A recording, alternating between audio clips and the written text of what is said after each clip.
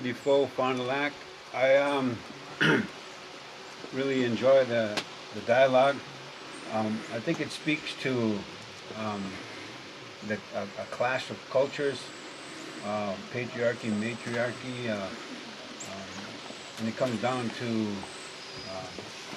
who do we owe our fealty to? Who do we owe our allegiance to?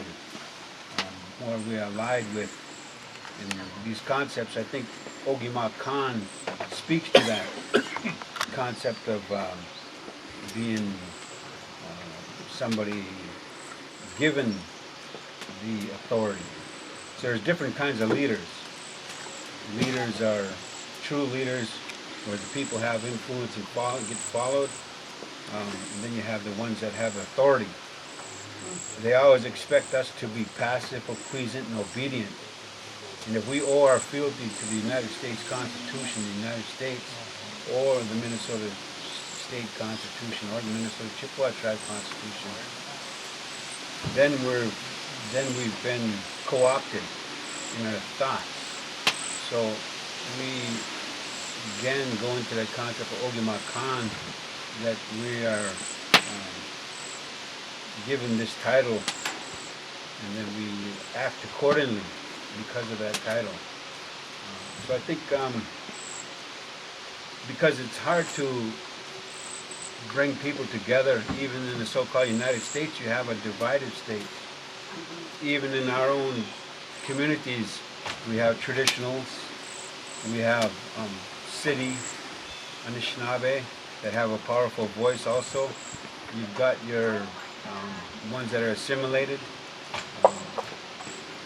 educated in universities, and then you have your descendants that are not enrolled and away from the culture and away from the language and things.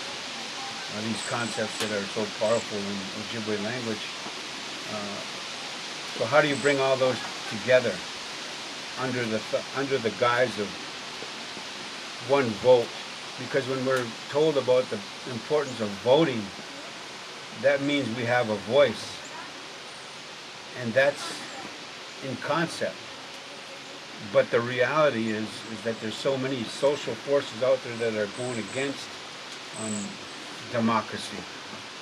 So as we play democracy, we find these things out, and these realities are kind of hard to take when the suppression of the vote is towards our desire to play democracy and to have a vote, and we have these other social forces that we find out that are working against us.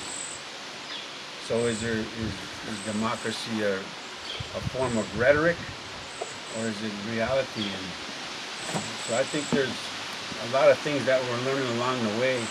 I do know the importance of having your vote and getting out there and say, I voted.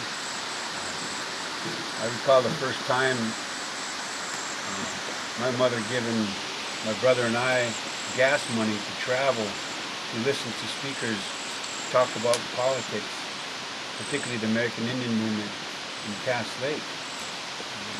And that was my first experience around politics, and then we hear in the civics classes of elementary school education the importance of voting. But the reality is that there's a lot of different social forces that are at work, again, to suppress our vote and our ability to have a voice. I think that collectively we know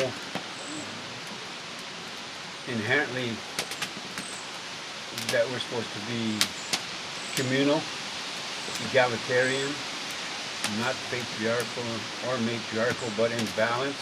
I think the biggest thing, the most important thing is to be in balance, to live in balance, rather than to have equality because of the way of life. So the right to vote, I think we have to get out and say we did our part. We all have a voice. We all have to do our part. The firekeeper's got his part. we've got our part. The cameraman's got their part. Grandmother's got her part. Grandfather's got his part.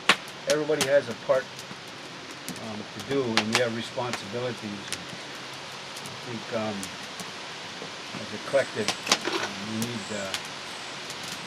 to do our part and get out and vote. Then we can say that we actually participated. Democracy, I've been told, is we have to participate. We have to talk. We have to engage. We have to dialogue with one another. And oftentimes, that has its own set of problems and circumstances that come with it. But when we think about being in community versus individual, because a lot of the current form of structure of governance is you put a lot of investment, you put a lot in time in something, you're going to uplift it and uphold it. And, so if we're upholding the current forms of tribal government, the current form of government, at what point then do we deviate from that and start to think about true liberation for indigenous peoples, particularly Ojibwe Nation, Anishinaabe Nation? So that all comes with engagement.